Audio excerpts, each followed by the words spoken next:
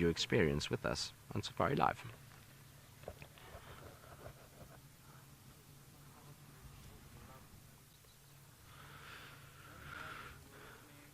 AB, so vultures and eagles, I mean, they might try and scavenge from leopard kills if it's on the ground. Once it's in the tree like this, very seldom.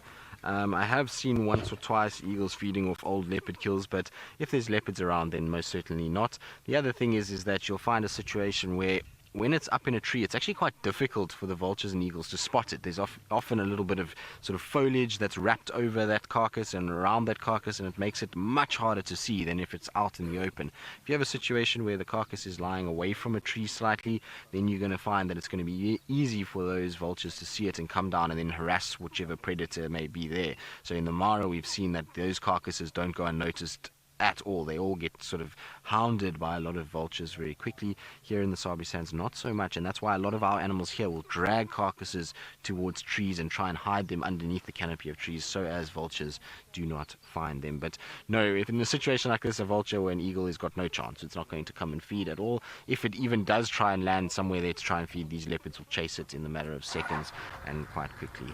So that little cub, you look absolutely beautiful there. You know that little one. How cool is that? She's just taking it super easy. She's like, I'm chilling, I've had a wonderful day, and is just having the best little nap and view of what the proceedings. She's kind of watching all these vehicles going back and forth and thinking, well, I don't really need to worry. This is all kind of taking it in my stride.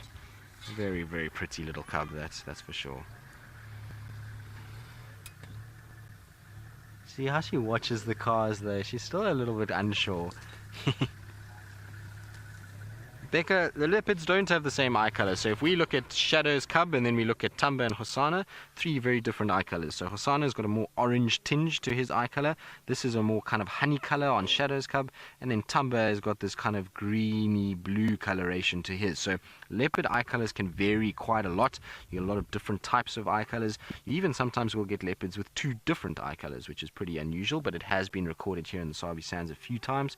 And so they do have quite a lot of different colored eyes. Brown is also a color that you will see sometimes, well, not deep brown, but a lightish kind of caramel brown, if we can call it that. And then you will also see sometimes blue and various other shades from there between those spectrums. So they do have a rich sort of amount of eye colors, and it's amazing to see all the different individuals and their eyes. I find though that the most common color is what you see from Shadow's cub and Shadow. They've got these kind of much sort of yellowy colored eyes. It's almost like a honey color that they've got, and then it lightens up as they get a little bit older. But that's the most sort of standard eye color that we see. The outliers are more the blues and greens and browns. Those are very uncommon eye colors to see, but we do see them from time to time. In this particular area, the lineage that is here at the moment seems to produce a lot of these light colored eyes. So we see Mvula with it, we see Tiani with it, we see Tamba with it, we see Ingrid Dam's cub. She's got quite light eyes. Ingrid Dam herself has got light eyes. Moya has got fairly bluish colored eyes. So it must just be a genetic sort of code that is here in this particular section that's producing those. If we go other parts of the reserve, you find that a lot of those leopards will have maybe green eyes or brown eyes or yellow eyes, and it's all just dependent on what lineage they come from. But shame, this little cub can't seem to get too balanced. It kind of keeps shifting and moving and finding a different place to sit, and I think it's now back to where we kind of started, although it seems as though it's now gotten itself into a proper tangle. You see the tail is over one side, two legs over another, one leg dangling down between the fork and the other one up on top. So it's just limbs are everywhere at this stage, and it's taking up as much of that branch as is possible. But it is really a beautiful sight seeing this cub. I find her to be quite enchanting this morning. She's got these big eyes and she's watching everything that's going on, and it's wonderful just to see her. I think she's also kind of listening to the people that are talking all around. A little small yawn. Oh, there we go. And I think she's also waiting for Mom to depart the carcass so that she can potentially go and feed.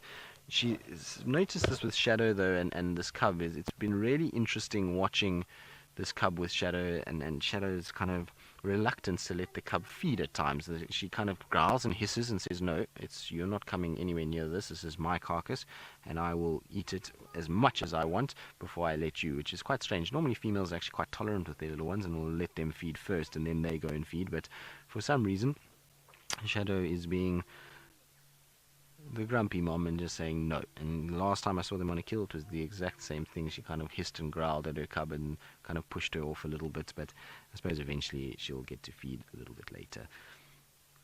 I'm surprised Shadow settled down again. I thought she was going to come down. Maybe the presence of that hyena just underneath her pushed her back into the tree, and I thought that she might kind of, like I say, scale down and just find a shady spot to lie, but she seems to have repositioned it, is now sleeping back on the carcass again.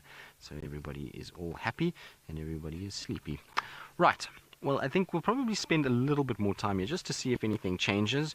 And while we do that, I believe Taylor McCurdy is still driving around in the Mara. I wonder if she's had any signs or reports of those 5 musketeers and where they could be wandering this morning.